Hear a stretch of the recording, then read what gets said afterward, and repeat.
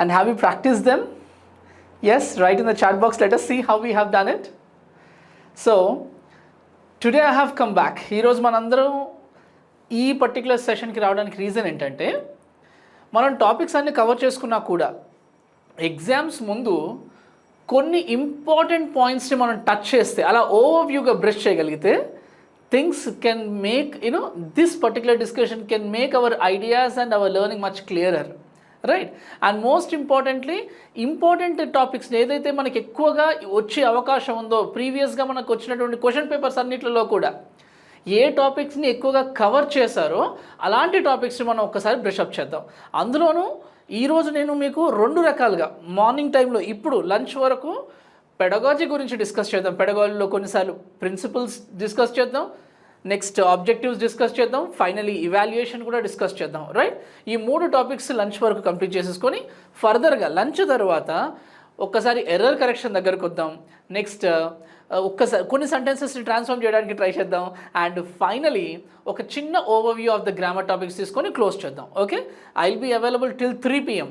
So మీరు రెడీగా మీ స్నాక్స్ బాక్స్, మీ water bottle or juice keep them right next you. మనం 3 o'clock వరకు అన్ని టాపిక్స్ అలా ఒకలా బ్రష్ చేసుకుంటూ వెళ్దాం. I you all ready? Yes, ఒకసారి చాట్ బాక్స్లోకి వచ్చి చెప్పండి. Yes yes, good morning everyone, right? Let us start. So ఈ ఫస్ట్ టాపిక్ మన రివిజన్ అండి.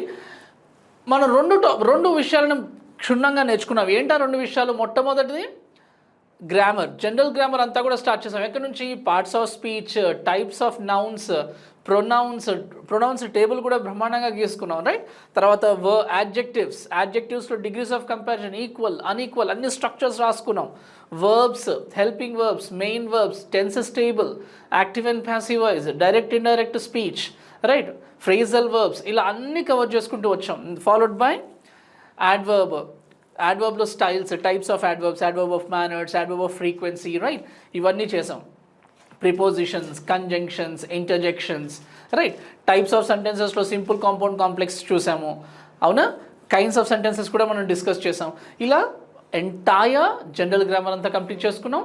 ఫాలోడ్ బై పెడగాజీలో ఎక్కడి నుంచి వచ్చాం? History of English language, Vasco da Gama ఇండియాకి వచ్చిన దగ్గర నుంచి మొదలు పెడితే, రైట్?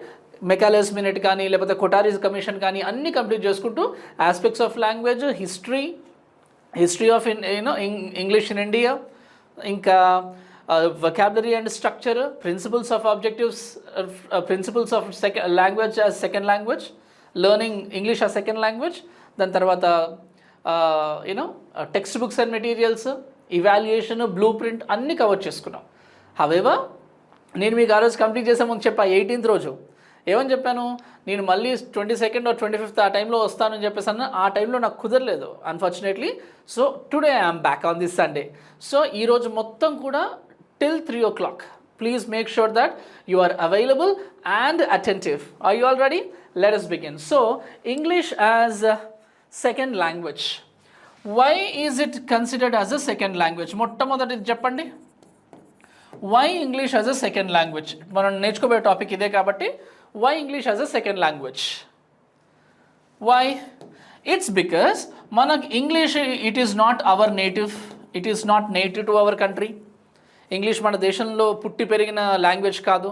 రెండవది, మనం ఇంగ్లీష్ని ఎలా నేర్చుకున్నాం? మొట్టమొదలు డైరెక్ట్ LSRW స్కిల్స్కి వచ్చామా? రాలా. ఫస్ట్ స్టెప్ ఏంటి? స్టెప్ 1 గుర్తు చెప్పండి ఒకసారి. Step 1 only some words, right? Only some words, కొన్ని పదాలు మాత్రమే మనకు నేర్పించారు, అవునా? దాని తర్వాత కొన్ని స్ట్రక్చర్స్ కూడా వచ్చాయి. సెకండ్ వచ్చేసి కొన్ని గ్రామర్ స్ట్రక్చర్స్ నేర్పించారు, అవునా? మూడవది, దీంతో పాటు కొన్ని టాపిక్స్ కవర్ చేశారు. వర్డ్స్ వచ్చాయి, స్ట్రక్చర్స్ వచ్చాయి. థర్డ్ స్టెప్లో కొన్ని లెసన్స్ కవర్ చేశారు. టీచింగ్, ఇక్కడ టీచింగ్ ఎందుకు వచ్చింది అంటే వాళ్ళకి అర్థమైంది ఏంటి?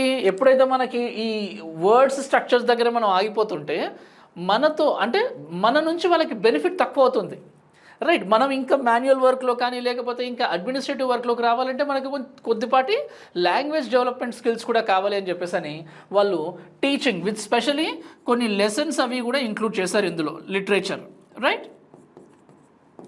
Third step. అండ్ ఫైనలీ ఇక్కడ ఫోర్త్ స్టెప్లో మనం అడ్వాన్స్ లెవెల్కి వెళ్ళిపోయాం. Reading different type of genres, right? Going across different type of books అన్నీ కూడా కవర్ చేసుకుంటూ వచ్చాం. ఈ స్టెప్ 1 to స్టెప్ 4 మనం ఆ అడ్వాన్స్మెంట్ని రైట్ ఆ పురోగతిని మనం గట్టిగా సాధించగలిగాం. కానీ ఎట్టి పరిస్థితుల్లోనైనా సరే ఇంగ్లీష్ మన నేటివ్ లాంగ్వేజ్ కాకపోయేసరికి ఇంగ్లీష్ సెకండ్ లాంగ్వేజ్ లాగానే మిగిలిపోయింది. ప్రపంచంలోనే in the entire world India has the highest speakers. ప్రపంచంలోనే ఇండియాలో మాత్రమే, మన భారతదేశంలో మాత్రమే ఇంగ్లీష్ని ఎక్కువ మాట్లాడగలిగే జనాభా ఉంది. ప్రపంచంలో అంతా చూసుకున్నా, ఇప్పుడు మన డెవలప్డ్ కంట్రీస్లోకి వెళ్తాం, రష్యాలోకి వెళ్తాం, చైనాలోకి వెళ్తాం, వాళ్ళకి ఇంగ్లీష్ స్కిల్స్ అంతగా లేవు. మన ఇండియాకి మాత్రం అది ఉంది, మనం గొప్పగా చెప్పుకోవచ్చు, right? So English as a second language, ఎందుకంటే ఇది మన నేటివ్ కాదు, మనం స్టార్టింగ్ ఇది సౌండ్స్ నుంచి నేర్చుకున్నాం, రైట్? అంటే బేసిక్ స్టెప్స్ నుంచి నేర్చుకున్నాం. Finally it is taught to us, right? So మన మాతృభాష కాదు, ఇక్కడ పుట్టలేదు, కాబట్టి ఇది ఇంగ్లీష్ని సెకండ్ లాంగ్వేజ్ లాగానే పరిగణిస్తాం. మరి సెకండ్ లాంగ్వేజ్కి ఫారెన్ లాంగ్వేజ్కి ఉన్న డిఫరెన్స్ ఏంటి? ఇప్పుడు స్పానిష్ ఉంది, ఫ్రెంచ్ ఉంది, మిగతా భాషలు కూడా ఉన్నాయి కదా మన కంట్రీలో. దానికి ఇంగ్లీష్కి ఉన్న డిఫరెన్స్ ఏంటంటే ఇంగ్లీష్ యొక్క వైడ్ స్ప్రెడ్. ఇంగ్లీష్ మన అన్ని భాషల్లోకి, మన భారతదేశంలోని అన్ని భాషల్లోకి ఇమిడిపోయింది. ఎన్నో పదాల్ని మన మాతృభాషలో తెలియదు నిజానికి, రైట్? ఇప్పుడు ఇది ఉంది పెన్, దీన్ని మనం కలము అనట్లా, డైరెక్ట్ పెన్ అనే పదమే ఉపయోగిస్తున్నాం. ఎందుకు ఇంగ్లీష్ వర్డ్ని ఎందుకు యూజ్ చేస్తున్నాం అంటే మనం అంత ఇంటర్నలైజ్ చేసుకున్నాం, దీన్ని అంత యాక్సెప్ట్ చేసాం. సో దీని యొక్క వైడ్ స్ప్రెడ్ ఎంత బాగా అన్ని భాషల్లో ఇమిడిపోయింది. అంటే ఇక్కడ ఉన్నటువంటి ప్రజలు ఈ భాషను ఎంత గొప్పగా వినియోగిస్తున్నారు. ఒకటి భాష ఇమడడం, రెండోది మనం ఉపయోగించడం. ఈ రెండింటిని బేస్ చేసుకొని మిగతా లాంగ్వేజ్తో పోలిస్తే ఇంగ్లీష్కి మాత్రమే ఆ హోదా దక్కింది, రైట్? అందుకని దీన్ని సెకండ్ లాంగ్వేజ్ లాగా తీసుకుంటాం. అందరికీ కూడా ఈజీగా అర్థమైపోతుంది, ఎందుకంటే అందరి భాషల్లోకి అది ఇమిడిపోయింది కాబట్టి, అవునా? సో ఇలా ఇంగ్లీష్ని సెకండ్ లాంగ్వేజ్ లాగా తీసుకున్నప్పుడు దీనికి ఏం ప్రిన్సిపల్స్ ఉన్నాయి, వీటికి ఉన్నటువంటి లక్షణాలు ఏంటి, రైట్? వీటిని ఏ బేసెస్తో, ఏ కారణాల మీద మనం నేర్చుకోవాలి ఇంగ్లీష్ని, లెట్ us see. ఒకసారి నోట్స్లో రాసేసుకోండి, క్విక్గా ఒక చిన్న డయాగ్రామ్ వేసేసాను. Principles of learning English as second language. Okay, English as second language. Let us start. మొట్టమొదటి చూడండి, ఇంగ్లీష్ని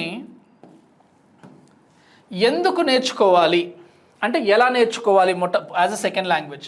ఫస్ట్ స్పీచ్, కమ్యూనికేషన్, మాట్లాడడం కోసం కదా, conversation between two individuals, speech. And moreover స్పీచ్కి ఉన్న డిఫరెన్స్ ఏంటి? స్పీచ్కి టాక్కి, స్పీచ్ అంటే little formal, talk little casual, అవునా? ఈ స్పీచ్ ఓరల్ ప్రజెంటేషన్, రైట్? మనకి మెథడ్స్లో ఏముంది? ఆరల్ అండ్ ఓరల్ ఉంది కదా. So listening and speaking, aural and oral, right? Audio and speaking. So speech కొరకు రెగ్యులర్ కన్వర్జేషన్లో మనకి ఇంగ్లీష్ బాగా సాధారణంగా ఉపయోగిస్తున్నాం. So speech is one. Second, learned. ఇది మనకి నేర్పించారు through what? Through sounds, words, structures, right? ఇది నేర్చుకునేటువంటిది సౌండ్స్, స్ట్రక్చర్స్, వర్డ్స్తో ఇది సెకండ్ ప్రిన్సిపల్లో తీసుకున్నాం. Next third one, system. English consider as a system. System అంటే ఉంటుంది, దానికి ఒక స్ట్రక్చర్ ఉంటుంది, ఒక విధి విధానాలు ఉంటాయి కదా. సౌండ్స్, మనం ఫొనెటిక్స్ నేర్చుకున్నాం, ఒక సౌండ్ని ఎలా పలకాలి, ఆ సౌండ్ని ఎలా రాయాలి, కీ, దాని సింబల్స్ ఉన్నాయా, సింబల్స్. దానికి ఒక గ్రామర్ ఉంటుందా, గ్రామర్ రూల్స్, స్ట్రక్చర్స్. ఫైనల్గా దానికి ఒక సిస్టమ్ అంటే ఒక విధి విధానాలు పూర్తిగా ఉంటాయి. Principles of English as a second language లెర్నింగ్లో ఇంగ్లీష్ యాజ్ అ సిస్టమ్ అన్న పాయింట్ గుర్తుపెట్టుకోండి. English is considered as a system. ఎందుకు? ఏదో జస్ట్ ఏదో విని మనం ఊరికేనే మాట్లాడుతుంటే సరిపోదు, రైట్? దీనికి ఉన్నటువంటి లక్షణాలు ఏంటి, దీనికి ఉన్న విధి విధానాలు ఏంటి, దానికి ఉన్న రూల్స్ అండ్ రెగ్యులేషన్స్ కదా, ఇవన్నీ కూడా మనం ఇందులో చూసాం. So English as a system, it is considered as one of the key principles in learning English as second language. Third one, symbols. ఎలా? మనకి ఇంగ్లీష్ ఆల్ఫాబెట్ ఉంది కదా, ABCD, రైట్? నెక్స్ట్ మనకి IPA కూడా రాసుకున్నాం కదా, ఫొనెటిక్స్ ఒక సౌండ్ని ఒక సింబల్తో ఎలా యూజ్ చేసాం, ఒక సౌండ్ని ఒక సింబల్తో ఎలా రాసాం, ఇది ABCD అని ఎలా పలుకుతున్నామో మనం ఆల్రెడీ రాసుకున్నాం కదా. క్యాపిటల్ E అయితే ఈ సౌండ్ అని, small I with 2 dots, long ఈ అని రాసుకున్నాం కదా. Symbols, sound is converted to symbols. ఎందుకు ఈ స్పెషల్ పాయింట్ చెప్తున్నామంటే ఎన్నో భాషలకి, అంటే మన భారతదేశంలో కూడా చూడండి ఎన్నో లాంగ్వేజెస్ ఉన్నాయి. ఆ లాంగ్వేజ్లో కొన్ని లాంగ్వేజెస్కి రిటర్న్ స్క్రిప్ట్ లేదు, అవునా, రాయడానికి వీలు కాదు. ఎందుకంటే దాన్ని రాయడంలోకి తీసుకురాలేదు, ఓన్లీ కన్వర్జేషన్ వరకే ఆగిపోయింది అది. కానీ ఇంగ్లీష్కి సింబల్స్ ఉన్నాయి. So it is much advanced then many other languages, symbols కూడా. Next vocal. What is vocal? Sounds అన్న పదం మరి వస్తుందండి చూడండి. సౌండ్స్ మనం మాట్లాడడానికి, అంటే మన వోకల్కి కన్వీనియంట్గా ఉన్నటువంటి లాంగ్వేజ్ ఇది, పాయింట్ 1. సెకండ్, సౌండ్స్తో చాలా ఈజీగా నేర్చుకోవచ్చు, చాలా ఈజీగా నేర్చుకునేటువంటి లాంగ్వేజ్, సెకండ్ లాంగ్వేజ్ లాగా ఇంగ్లీష్ మనం చాలా ఈజీగా తీసుకోవచ్చు. So vocals is the 4th principle. 5th principle that we take it here. Next, 6th వచ్చేసి English as a second language is considered unique language. Why is it called unique? ఇది చాలా ప్రత్యేకమైన భాషగా ఎందుకు గుర్తిస్తున్నారు? మన అన్ని భాషలు కూడా ప్రత్యేకమైనవి, మరి ఇంగ్లీష్ని ఎందుకు? ఎందుకంటే ప్రపంచంలో ఉన్నటువంటి 206-209 దేశాల్లో దాదాపుగా 190+ కంట్రీస్ ఇంగ్లీష్ని అర్థం చేసుకుంటాయి. అక్కడికి వెళ్తే మనం మాట్లాడగలుగుతాం. దాదాపుగా 30 దేశాలకు మించి ఇంగ్లీష్ వాళ్ళ నేషనల్ లాంగ్వేజ్ లాగా ఉంది. 15 దేశాల వరకు అఫీషియల్ లాంగ్వేజెస్. ఇండియా కూడా ఇంగ్లీష్ అఫీషియల్ లాంగ్వేజే కదా. ఒకసారి ఆలోచించండి దాని యూనిక్నెస్. అది ఎక్కడో పుట్టి ఇంత వైడ్ స్ప్రెడ్ అయ్యి ఇంత ఇంటర్నేషనల్ కమ్యూనికేషన్కి ఉపయోగపడుతుంది. So English is easy, it has a proper system and it is unique and it evolves every time. అవునా? కొన్ని కొత్త పదాలని ప్రతి దేశంకి వెళ్తుంది. ఇంతకుముందు ఒక 20 సంవత్సరాల క్రితం వెళ్ళండి, అప్పుడు సెల్ఫీ అనే పదం ఉందా ఇంగ్లీష్లో? సెల్ఫీ, ఇప్పుడు కెమెరా తీసుకొని సెల్ఫీ తీసుకుంటాం కదా అందరూ, ఆ పదం ఉందా? లేదు. ఒక టెక్నాలజీ అప్డేట్ అయింది, ఆ టెక్నాలజీ నుంచి ఒక పదం వచ్చింది, ఆ పదం ఇంగ్లీష్ తీసేసుకుంది. అదే తెలుగులోకి చూడండి, మిగతా భాషలోకి ఆ పదం వచ్చింది అంత ఈజీగా రాలేదు, కానీ ఇందులోకి వచ్చింది. ఇంగ్లీష్లోకి ఆ అబ్జార్ప్షన్ కెపాసిటీ అండ్ అడ్వాన్స్మెంట్ ఆ అవకాశం ఇంగ్లీష్లో ఉంది. It is quite flexible in nature, it's not rigid. ఏంటిది? ఫ్లెక్సిబుల్. ఆ ఎలాస్టిసిటీ, ఆ ఫ్లెక్సిబిలిటీ ఉంది దీనికి. ఆ ఫ్లెక్సిబిలిటీ ఉండడం వల్ల కొత్త పదాలని తీసుకొని కమ్యూనికేషన్ని ఈజీ చేసుకుంటూ వెళ్తున్నాం. అవునా? So it has that unique capacity, unique capability. అందుకని దీన్ని యూనిక్ అని పిలుస్తారు ఈ లాంగ్వేజ్. ఈ ప్రిన్సిపల్స్లో ఇంగ్లీష్కి యూనిక్ అనే వర్డ్ని కూడా ఇచ్చారు. Next communication. ఇప్పుడు ఈ స్పీచ్కి కమ్యూనికేషన్కి తేడా ఏంటి? Speech, a person is speaking, the other person is hearing. Communication, conversation ఇక లాంగర్ టైంలో మాట్లాడడం వరకే కాదు. కమ్యూనికేషన్కి వస్తే communication in different situations and proceeding for longer time. అది రాసుకోండి. కమ్యూనికేషన్, ఫంక్షనల్ కమ్యూనికేషన్, రైట్, ఇలా సిచ్యువేషనల్ కమ్యూనికేషన్, డయలాగ్స్, అలా ఓన్లీ లిజనర్ స్పీకరే కాకుండా ఇంకా ముందుకు తీసుకెళ్తే అప్పుడు దీన్ని కమ్యూనికేషన్ అన్న కాంటెక్స్లో యూస్ చేయాలి, right. And last but one, habit. What is habit? చెప్పండి ఒకసారి, వాట్ ఈజ్ హ్యాబిట్? హ్యాబిట్ అంటే అలవాటు. ఒక అలవాటు మనం ఎలా చేసుకుంటాం? ఒక భాషను ఎలా నేర్చుకుంటాం? నార్మల్గా అయితే మన తెలుగు అయితే అక్షరాలతో మొదలుపెట్టి నేర్చుకుంటున్నాం, అంటే వేరే లాంగ్వేజ్ అయి ఉంటే మన మాతృభాష కాకపోయి ఉన్నట్టయితే కదా. కానీ ఇంగ్లీష్కి ఏంటంట, ఇది ఒక హ్యాబిట్ లాగా నేర్చుకోవాలంట, రైట్. ఒక హ్యాబిట్ లాగా నేర్చుకోవాలి. ఎందుకు? దీనికి బెనిఫిట్స్ ఉన్నాయి. రెండోది, రోజువారీ ఉపయోగించే ప్రాసెస్లో మనం ఇంగ్లీష్ని ఇంక్లూడ్ చేసుకుంటూ పోతే ఇంగ్లీష్ మాట్లాడడం మనకి అలవాటు అవుతుంది. హ్యాబిట్. ఒక హ్యాబిట్ లాగా ఇంగ్లీష్ నేర్చుకోవాలి, right. It enhances our communication. Most importantly it is easy as well. అవునా? ఇంగ్లీష్ని హ్యాబిట్ లాగా నేర్చుకోవాలి, గుర్తుపెట్టుకోండి, habit another word. And finally change. ఈ చేంజెస్ అన్న వర్డ్ని ఆల్రెడీ మనం ఇక్కడ కమ్యూనికేషన్లో ప్రస్తావించాం, ఆర్ యూనిక్నెస్లో ప్రస్తావించాం. చేంజెస్, ఇది ఎవల్యూషన్ అనుకోండి, it evolves, right. It evolves, అది అభివృద్ధి చెందుతుంది, అది పురోగతి సాధిస్తుంది, రైట్. మనం మనిషి ఒక మంకీ నుంచి మనిషిలాగా ఎలా అభివృద్ధి చెందాడు, ఎవల్యూషన్ అయిందని చెప్తాం కదా, చార్ల్స్ డార్విన్ థియరీ. అదేవిధంగా ఈ లాంగ్వేజ్ ఎవాల్వ్ అవుతుంది, ఎప్పటికప్పుడు రూపాంతరాలు చెందుతుంది, కొత్త కొత్త విధానాల్ని దానిలోకి తీసుకుంటుంది, రైట్? ఆ ఫ్లెక్సిబిలిటీ ఉంది. కాబట్టి దీనికి next and last 9th principle changes అని రాసుకున్నాం. ఎందుకు మరి ఇప్పుడు ఈ థియరాటికల్గా ఈ ప్రజెంటేషన్ ఎందుకు వేయాల్సి వచ్చింది మీకు అంటే, మనకి ఎంసీక్యూస్లో కొన్ని క్వశ్చన్స్ అడుగుతారు. ఆ క్వశ్చన్స్లో English is as a second language it is unique, as a second language it has flexibility, as a second language it has communication, all of the above.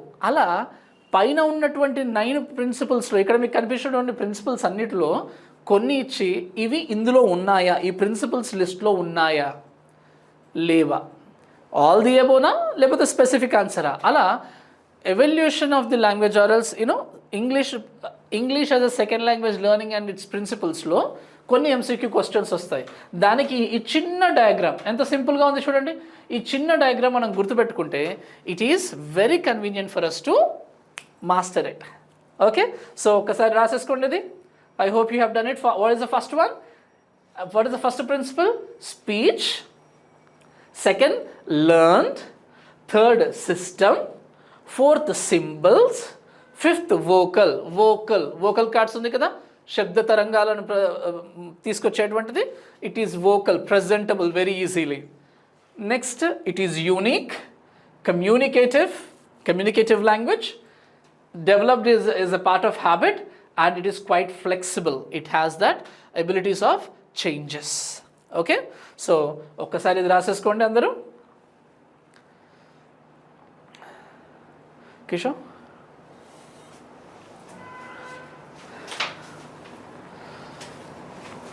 Principles ఎన్ని ప్రిన్సిపల్స్ ఉన్నాయండి టోటల్గా?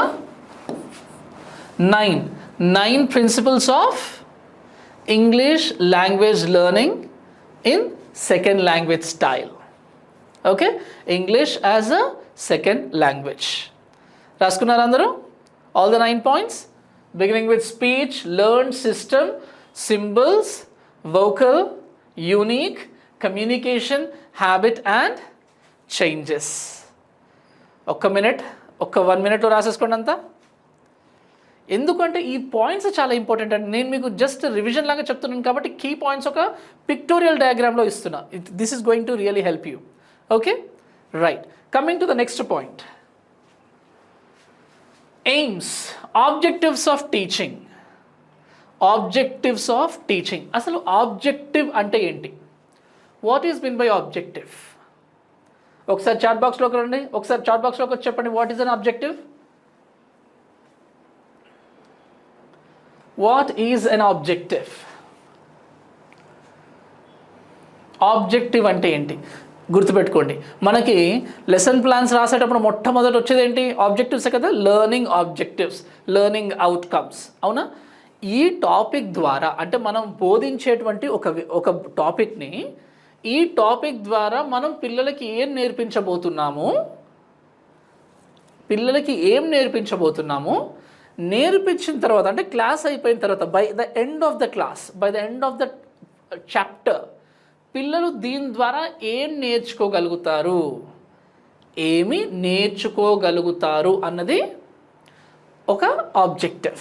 అంటే మన ఎయిమ్, మనం ఏం సాధించాలనుకుంటున్నాం ఈ చాప్టర్ చెప్పి అన్నది పాయింట్, అవునా? ఇది చాలా ఇంపార్టెంట్, గుర్తుపెట్టుకోండి. ఇప్పుడు ఈ ఆబ్జెక్టివ్ ఎలా ఉండాలి? Objective should be smart.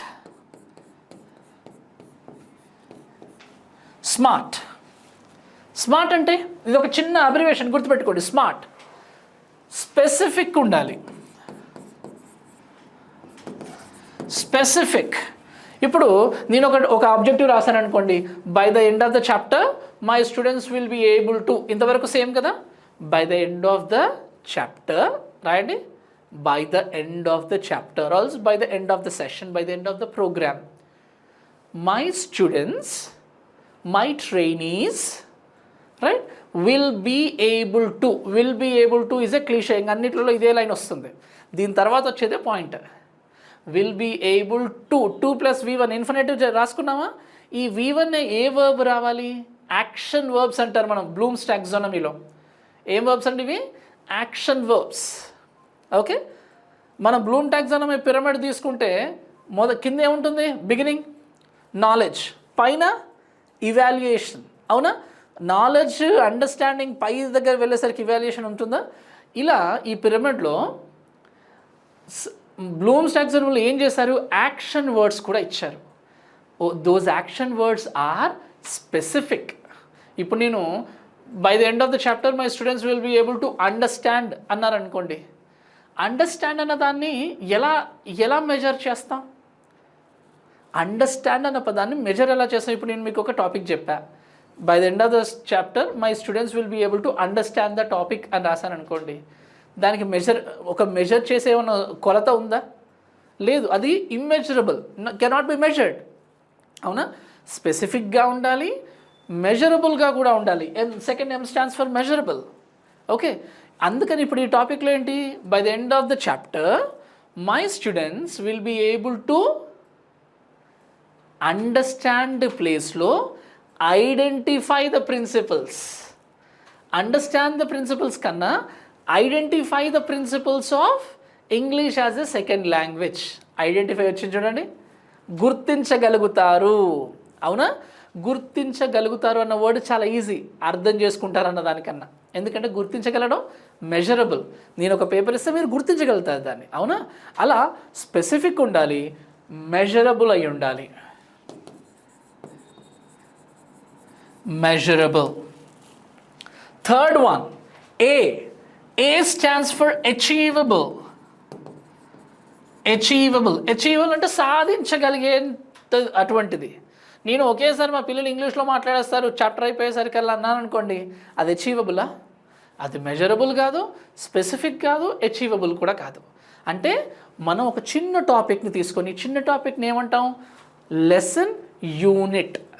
ఒక లెసన్ ప్లాన్లో లెసన్ యూనిట్ అనేది ఒక చిన్న చాప్టర్, చిన్న టాపిక్ అనమాట. ఓకే, సో ఆ లెసన్ యూనిట్ లేకపోతే ఐడియా యూనిట్. ఏమంటారండి? Idea unit. ఒక ఐడియా యూనిట్ మాత్రమే తీసుకొని దీన్ని ఐడెంటిఫై చేయగలుగుతారు, మొదటిది. రెండోది, తిరిగి రాయగలుగుతారు. They will rewrite the points. అవునా? అలా అచీవ్మెంట్, ఇది అచీవ్ చేయగలిగేటువంటిది అని చెప్పేసి అని చెప్తారు. ఆబ్జెక్టివ్స్ చాలా చాలా ఇంపార్టెంట్. థర్డ్, రియలిస్టిక్ అంటే పిల్లల యొక్క శక్తి సామర్థ్యాలను బేస్ చేసుకొని వారికి ఆల్రెడీ ఉన్నటువంటి నాలెడ్జ్. మనం బ్లూమ్స్ టాక్సానమీలో ఏం నేర్చుకున్నాం? Known to unknown. ఆల్రెడీ తెలిసినటువంటి నాలెడ్జ్ని పిల్లలకి గుర్తు చేస్తూ, రిక్యాప్చులేట్ చేస్తూ ఏం చేస్తాం? కొత్త దానికి తీసుకెళ్తాం, కొత్త టాపిక్లోకి వాళ్ళకి ప్రయాణించేలాగా చేస్తాం. అవునా? మనతో పాటుగా అలా నోన్ టు అన్నోన్ ఉంటుంది. అలా రియలిస్టిక్గా అయి ఉండాలి. ఆల్ ఆఫ్ ఎ సడన్ వాళ్ళకి ఏం తెలియదు, కానీ నేను ఈ టాపిక్ తీసుకొచ్చి చెప్పానంటే that is a rocket science for them. They can't understand it. అవునా? రియలిస్టిక్ అయి ఉండాలి. And finally, very very very important point, time bound. ఏంటండి? Time bound. రాసుకోండి. Smart, specific. It must be specific. చాలా క్లియర్గా మనం ఏం చెప్పబోతున్నాము, ఏం నేర్చుకోబోతున్నారు పిల్లలు అన్నది మనకి ఖచ్చితంగా తెలిసి ఉండాలి, క్లారిటీ ఉండాలి. అందులో పిల్లలకు కూడా ఆ విషయం అర్థం కావాలి. అందుకే మనం మైక్రో టీచింగ్ అనుకున్నామా? రోల్ ప్లే, మైక్రో టీచింగ్ యాక్టివిటీస్లో అనుకున్నామా? టెక్నిక్స్ గుర్తుందా? Approach, method, techniques. ఎలా రాసాం? సర్కిల్ పెట్టుకున్నాం కదా. అప్రోచ్ పెద్ద సర్కిల్, అందులో మెథడాలజీ, మెథడ్, సెకండ్ మెథడ్లో టెక్నిక్. అవునా? రాసుకున్నామా లేదా? So approach, method and technique, ఇది మనం చాలా క్లియర్గా గుర్తుపెట్టుకోవాలి. ఇవన్నీ కూడా మనం specific, measurable, achievable, realistic and finally time bound. ఎంతసేపట్లో? ఒక 2 పీరియడ్లలో, ఒక 3 పీరియడ్లలో మనం కంప్లీట్ చేస్తాం ఈ చాప్టర్ని. దాని తర్వాత పిల్లలు దీన్ని ఐడెంటిఫై చేయగలుగుతారు. Rewrite, they will be able to reproduce, right? Present చేయగలుగుతారు దాన్ని, దే కెన్ ప్రజెంట్ ఇట్. అలా యాక్షన్ వర్బ్స్ని తీసుకొని ఆబ్జెక్టివ్స్ రాయాలి. లెసన్ ప్లాన్లో ఈ విషయం నేర్చుకున్నాం, రైట్? అది మనం గుర్తుపెట్టుకోవాలి. ఈ స్మార్ట్ అన్న ఒక చిన్న టెక్నిక్ని గుర్తుపెట్టుకోండి. రైట్. ఇది మన లెసన్ ప్లాన్ ఆబ్జెక్టివ్సే కాదండి. ఓకే, గుర్తుపెట్టుకున్న విషయం, ఎక్స్క్యూజ్ మీ, చాలా గుర్తుపెట్టుకోవాల్సిన విషయం ఏంటంటే మన లైఫ్లో కూడా మనం ఏదైనా ఒక గోల్, ఒక అంబిషన్ పెట్టుకున్నాం అనుకోండి, ఒక ఏదైనా సాధిద్దామని అనుకున్నారనుకోండి, ఏం సాధిద్దాం అనుకుంటున్నారు అన్నది కూడా ఇవన్నీ క్లియర్గా ఉండాలి. ఇప్పుడు మన అందరం డిఎస్సితో ఒక ఉపాధ్యాయ వృత్తిలో మనం గవర్నమెంట్ జాబ్ సంపాదించాం అనుకుంటాం కదా. సంపాదించాలి అంటే మన ప్లాన్ ఈ రకంగా ఉండాలి, అవునా? మన ప్రిపరేషన్ ఈ రకంగా ఉండాలి. Should be specific. ఈరోజు నేను ఇది చదువుతాను, ఇది మాత్రమే, స్పెసిఫిక్, మెజరబుల్. ఈరోజు మనం ఒక 5 గంటల్లో ఇది చదవగలుగుతామా, అచీవబులేనా, కొంచెం రియలిస్టిక్గా ఉందాం, టైం బౌండ్ ప్రకారం ప్లాన్ చేసుకొని ముందుకెళ్దాం, అవునా? అలా ఇది మన లైఫ్లో కూడా ఉపయోగపడేటువంటి గొప్ప ఫార్ములా. Okay, right. ఇప్పుడు what are the 4 aims, objectives of teaching English? English పిల్లలకి నేర్పించడంలో మనకు ఉన్నటువంటి ఆ ధ్యేయం ఏంటి, మన ఆబ్జెక్టివ్ కానీ మన ఎయిమ్ కానీ ఏంటి? 4 ఉన్నాయి. మొట్టమొదటి ఏంటి? మనం మాట్లాడితే వారు అర్థం చేసుకోగలగాలి. పాయింట్ 1 ఏంటండి? మాట్లాడితే అర్థం చేసుకోగలగాలి, విని అర్థం చేసుకోవాలి. They should able to listen. హియరింగ్కి లిజనింగ్కి తేడా ఏంటి? హియరింగ్కి లిజనింగ్కి తేడా ఏంటి? నాకు పక్కన ఏదో చప్పుడు వినిపిస్తుంది, అది జస్ట్ నేను కావాలని వినట్లా, అది వినిపిస్తుంది, అది hearing. I'm not paying attention to that, నేను దానిపైన దృష్టి పెట్టట్లా. లిజనింగ్ అంటే ఇప్పుడు మీరు టీచర్ చెప్తున్నారు అని చెప్పేసి దృష్టి పెట్టి వింటున్నారు కదా, ఇంట్రెస్ట్తో వింటున్నారు, కాన్సన్ట్రేషన్తో వింటున్నారు, దీన్ని లిజనింగ్ అంటాం. అంటే పిల్లలు జాగ్రత్తగా విని అర్థం చేసుకోగలగాలి. ఏంటిది? మనం మాట్లాడింది స్పోకెన్ లాంగ్వేజ్. మొట్టమొదట ఏదైతే మనం మాట్లాడేటువంటిది ఉందో పిల్లలది విని అర్థం చేసుకోగలగాలి. రెండవ ఆబ్జెక్టివ్ ఏంటి అంటే పిల్లలకు రాయబడినటువంటిది, న్యూస్ పేపర్లో రాయబడినది కానీ టెక్స్ట్ బుక్లో ఒక చిన్న పిక్చర్ ఇచ్చి కింద కంటెంట్ ఇస్తారు కదా, అలా ప్రింటెడ్ మెటీరియల్. ఓకే, ప్రింటెడ్ మెటీరియల్ని వాళ్ళు ఐడెంటిఫై చేయగలగాలి. అంటే దే షుడ్ హ్యావ్, ఏదో డిస్లెక్సియా ప్రాబ్లం ఉంది. డిస్లెక్సియా అంటే ఏం చెప్పండి ఒకసారి? డిస్లెక్సియా ఇది లెర్నింగ్ డిఫికల్టీ అయిన చైల్డ్ కదా.